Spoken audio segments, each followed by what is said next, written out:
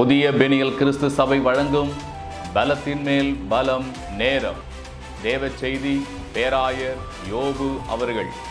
கர்த்தருடைய வார்த்தையை கேட்டு ஆசீர்வாதங்களை பெற்றுக்கொள்ளுங்கள். ஆண்டவரும் உலக இரட்சகருமாகிய இயேசு கிறிஸ்துவின் இனிய நாமத்தில் வாழ்த்துக்கள். என் அன்பு தேவ பிள்ளைகளே, பலத்தின் மேல் பலம் என்கிற இந்த நிகழ்ச்சி மூலமாய் உங்களை சந்திப்பதிலே மகிழ்ச்சி அடைகிறேன். இந்த நாளுக்குரிய செய்தியின் தலைப்பு என்ன தெரியுங்களா? தம்முடைய ஜனங்களுக்கு தேவன் கற்றுக் கொடுக்கும் பாடம். தம்முடைய ஜனங்களுக்கு தேவன் கற்றுக் கொடுக்கும் பாடம். ஆம், அருமையான தேவ பிள்ளைகளே, தேவன் தம்முடைய ஜனங்களுக்கு பாடங்களை கற்றுக் கொடுக்கிறவர்.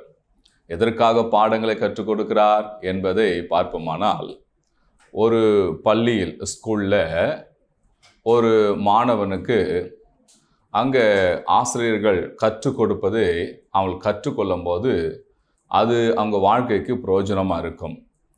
ஆனால் அந்த ஆசிரியர்கள் அந்த மாணவர்களுக்கு பாடங்களை கற்றுக் கொடுப்பதற்கு முன் அந்த பள்ளியுடைய நிர்வாகம், அது ஹெச்எம், ஹெட்மாஸ்டர் அப்படின்னு சொல்லுவாங்க, அவங்க என்ன செய்வாங்கன்னா, ஒர்க் பண்ணுற எல்லா டீச்சரும் கூப்பிட்டு, நீங்கள் நம்ம ஸ்கூலை பற்றி மாணவர்களுக்கு சொல்லணும், ஸ்கூலுடைய ரூல்ஸ் அண்ட் ரெகுலேஷன், விதிமுறைகள் என்னென்னு சொல்லணும், அவர்கள் எப்படி யூனிஃபார்ம் போட்டு வரணும், எப்படி ஒழுங்காக வரணும், எப்படி நேரத்தோடு வரணும், ஸ்கூலுடைய எல்லா விதிமுறைகளை நீங்கள் சொல்லணும், அவங்களுக்கு பாடங்களை இவ்வளோ மணி நேரம் எடுக்கணும், வாரத்தில் ஒரு நாள் ஸ்பெஷல் கிளாஸ் இருக்கும், இப்படி அந்த ஸ்கூலுடைய ரூல்ஸ் என்னவோ அதெல்லாம் அவங்க சொல்லிக் கொடுப்பாங்க. அப்போது அந்த ஹெட்மாஸ்டர்கிட்ட இருந்து அவங்க எல்லாவற்றையும் கற்றுக்கொண்டு அது அல்லது கலெக்ட் பண்ணிக்கொண்டு அவங்க போய் மாணவர்களுக்கு சொல்லுவாங்க. டீச்சர் என்பதற்காக ஸ்கூலில் வந்துன்னு பாடம் எடுத்துட முடியாது. ஒவ்வொரு பள்ளியினுடைய விதிமுறைகள் எல்லாம் இருக்கும்.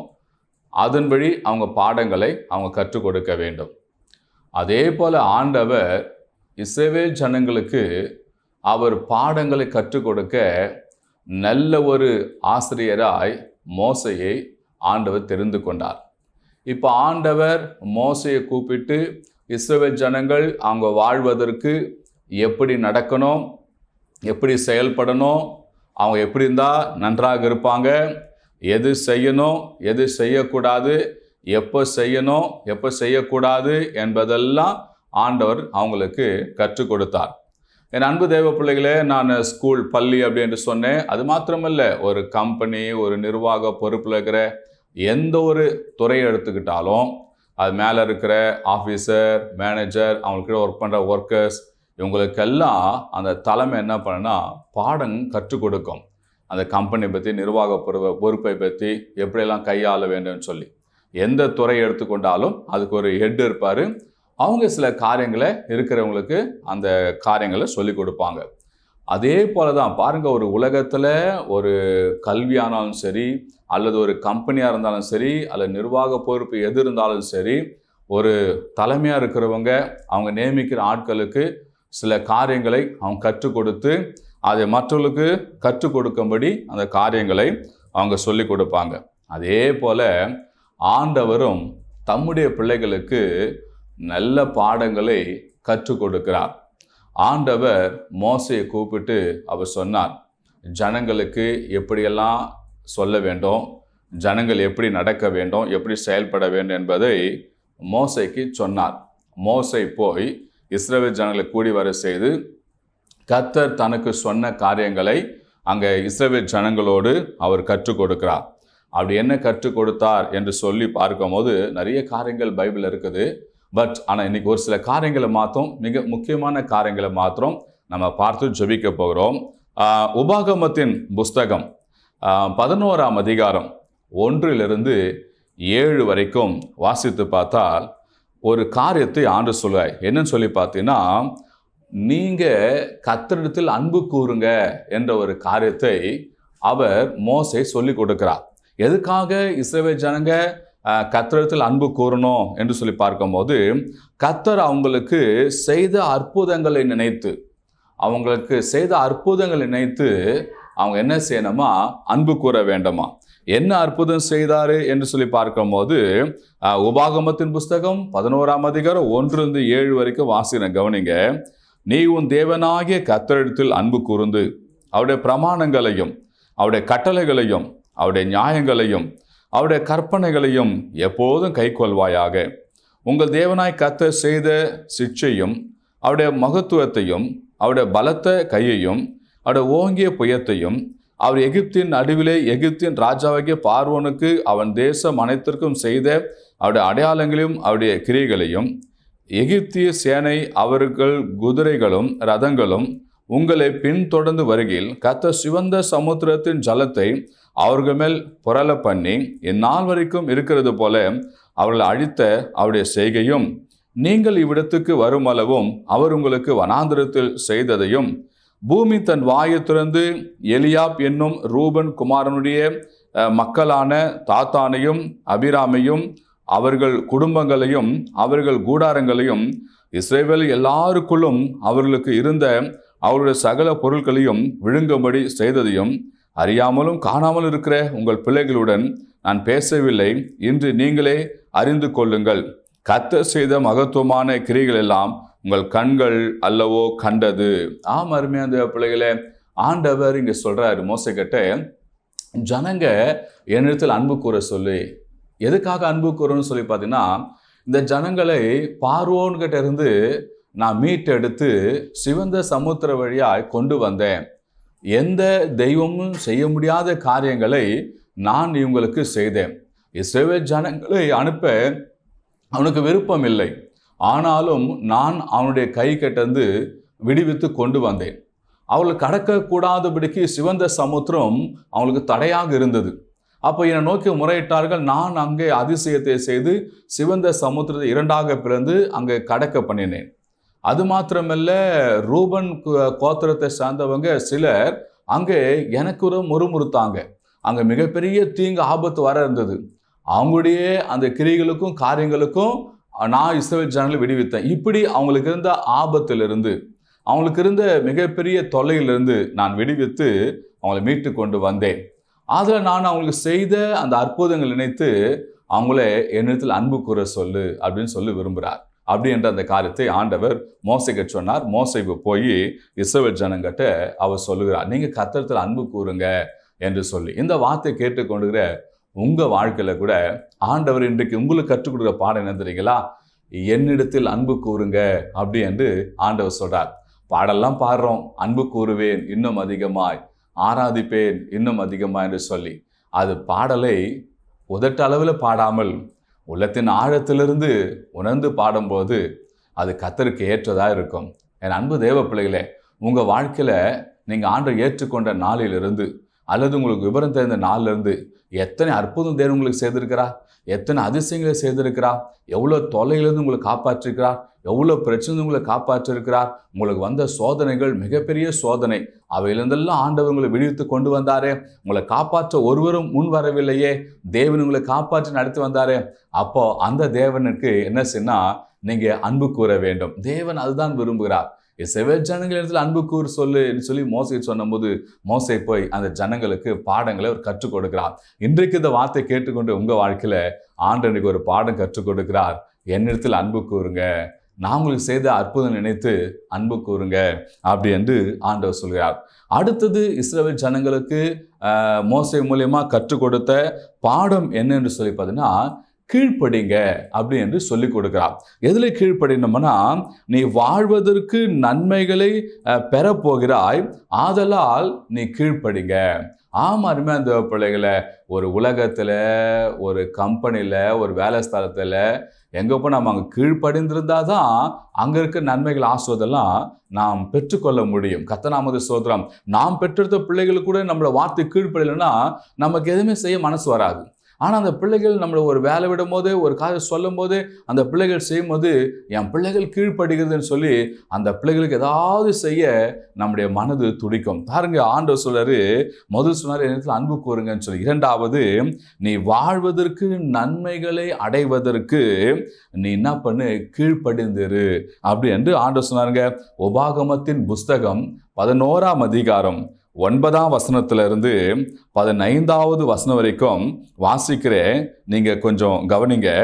நீங்கள் சுதந்தரிக்க போகிற தேசத்துக்குள் பிரவேசித்து அதை சுதந்தரிக்கும்படி கர்த்தர் உங்கள் பிதாக்களுக்கும் அவர்கள் சந்ததிக்கும் கொடுப்பேன் என்று அவர்களுக்கு ஆணையிட்ட பாலும் தேனும் ஓடுகிற தேசத்தில் நீங்கள் நீடித்து வாழும்படிக்கு இன்று நான் உங்களுக்கு கற்பிக்கிற கற்பனைகள் எல்லாம் கை கொள்ளுவீர்களாக.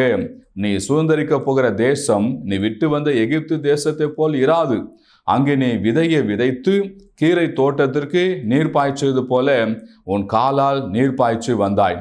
நீங்கள் சுதந்தரிக்க போகிற தேசமோ மலைகளும் பள்ளத்தாக்குகளும் உள்ள தேசம். அது வானத்தின் மழை தண்ணீரை குடிக்கும் தேசம். அது உன் தேவனாகிய கர்த்தர் விசாரிக்கிற தேசம். வருஷத்தின் துவக்கம் முதல் வருஷத்தின் முடிவு மட்டும் எப்பொழுதும் உன் தேவனாகிய கர்த்தரின் கண்கள் அதன் மேல் வைக்கப்பட்டிருக்கும்.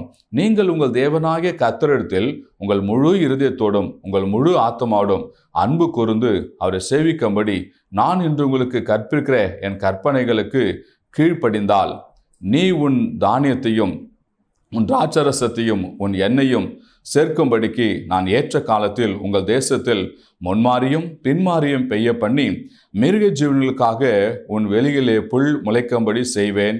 நீ சாப்பிட்டு திருப்தி அடைவாய் என்கிறார் என்று சொல்லி மோசே இஸ்ரவேல் ஜனங்களுக்கு சொன்னார். நீங்க அவருக்கு கீழ்ப்படிங்க. காரணம் என்னன்னா, நீங்க சுதந்திரிக்க போகிற தேசம் நீ விட்டு வந்த எகிப்து தேசத்தை போல இருக்காது. அங்கே நீ என்ன பண்ணுனா, நீ காலால் அங்க விதை விதைத்து அந்த கீரை தோட்டத்துக்கு நீர் பாய்ச்சினான். ஆனா இங்க அப்படி அல்ல. நீங்கள் சுதந்திரிக்க போற தேசம் மலைகளும் பள்ளத்தாக்குகளும் உள்ள தேசம். அது வானத்தின் மழை தண்ணீரை குடிக்கும் தேசம்.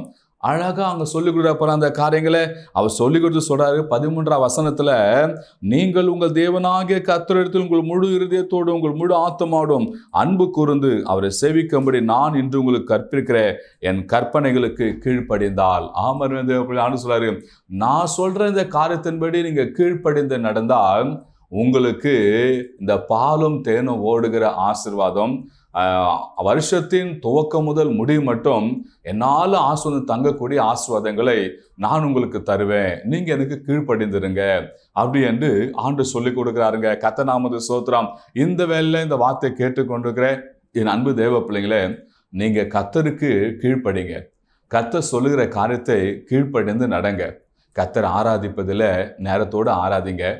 வேதம் வாசிப்பதில் எப்போன்னு வாசல நினைக்காதீங்க. ஒரு நேரத்தை ஃபிக்ஸ் பண்ணுங்க. இந்த பாவம் செய்யக்கூடாதுன்னு சொன்னால் செய்யாமல் இருங்க. கர்த்தருக்கு என்ன செய்யணும்னு நினைக்கிறீங்களோ அதை செய்யுங்க. கர்த்தர் நாம ஸ்தோத்திரம். கர்த்தர் தேடுவதில் நீங்கள் முதல் நபராக இருங்க. கர்த்தருக்கு முதல் இடத்தை கொடுங்க. அவர் சொல்லுக்கு கீழ்ப்படிங்க. அவருக்கு கீழ்ப்படிந்திருக்கும் போது நாம் சுதந்திரிக்க வேண்டிய ஆசீர்வாதங்கள் எல்லாம் மிக அழகாக நாம் சுதந்திரிக்க முடியும்.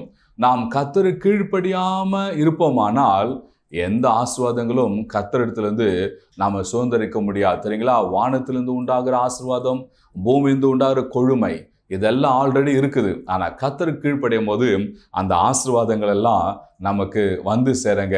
இப்போ கொஞ்சம் நீங்கள் யோசனை பண்ணி பாருங்க. நீங்கள் எந்த காரியத்தில் கர்த்தருக்கு கீழ்ப்படியாமல் இருக்கீங்க, இன்றைக்கு உங்களை மாற்றிக்கொள்ளுங்க. கர்த்தருக்கு கீழ்ப்படிங்க, கீழ்ப்படிந்து இருங்க. கர்த்தர் உங்களுக்கு நல்ல ஒரு ஆசீர்வாதங்களை அவர் உங்களுக்கு தருகிற தேவனாக இருக்கிறார். மூன்றாவது இஸ்ரவேல் ஜனங்களுக்கு மோசே மூலமா கற்றுக் கொடுத்த பாடம் என்ன தெரியுங்களா?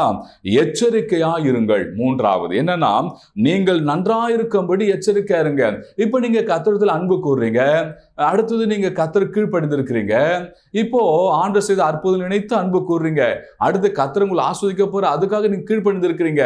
மூன்றாவது, நீங்க பெற போற ஆசீர்வாதங்களை உங்க ஆண்டவர் உங்களை உயர்த்தும் போது அப்போ நீங்க கொஞ்சம் எச்சரிக்கையா இருக்கணுமா? என்ன எச்சரிக்கையா அப்படின்னு சொல்லு என்று பார்க்கும்போது, அதே உபாகமத்தின் புஸ்தகம் 11ஆம் அதிகாரம் 16ஆம் வசனத்திலிருந்து 25ஆம் வசனம் வரைக்கும் அதுல வாசித்து பார்த்தா ஆண்டவர் மோசே கிட்ட சொல்றாரு, ஜனங்க எச்சரிக்கையா இருக்க சொல்லு.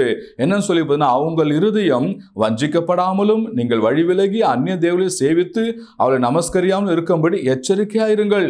இல்லாவிட்டால் கர்த்தருடைய கோபம் உங்கள் மேல் மூண்டு மழை பெய்யாமல் போகவும் தேசம் தன் பலனை கொடாமல் இருக்கவும் வானத்தை அடைத்து போடுவார். கர்த்தர் உங்களுக்கு கொடுத்த நல்ல தேசத்திலிருந்து நீங்கள் சீக்கிரமாய் அழிந்து போவீர்கள். அது 1 by 1 25 வசனம் வரைக்கும் அது சொல்லப்பட்டிருக்குதுங்க.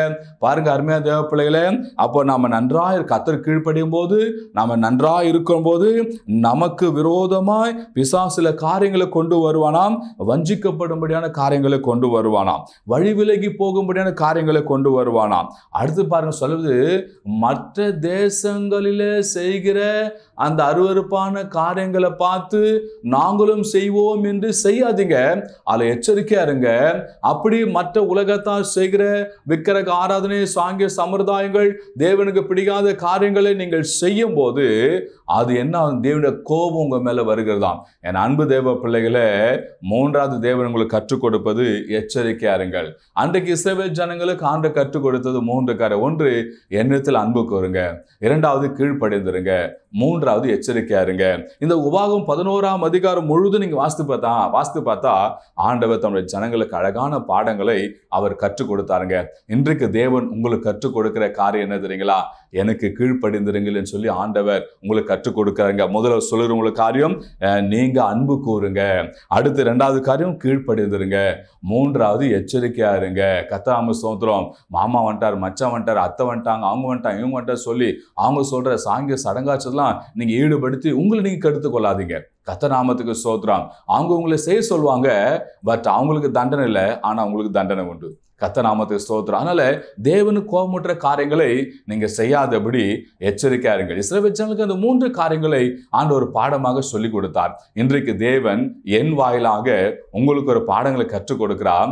அவர் செய்த அற்புதம் நினைத்து அவர்கள் அன்பு கூறுங்க. அடுத்தது அவர் ஆஸ்வதிக்கப்படுற ஆஸ்வாதங்கள் தொடர்ந்து வர நீங்க கீழ்ப்படிந்திருங்க.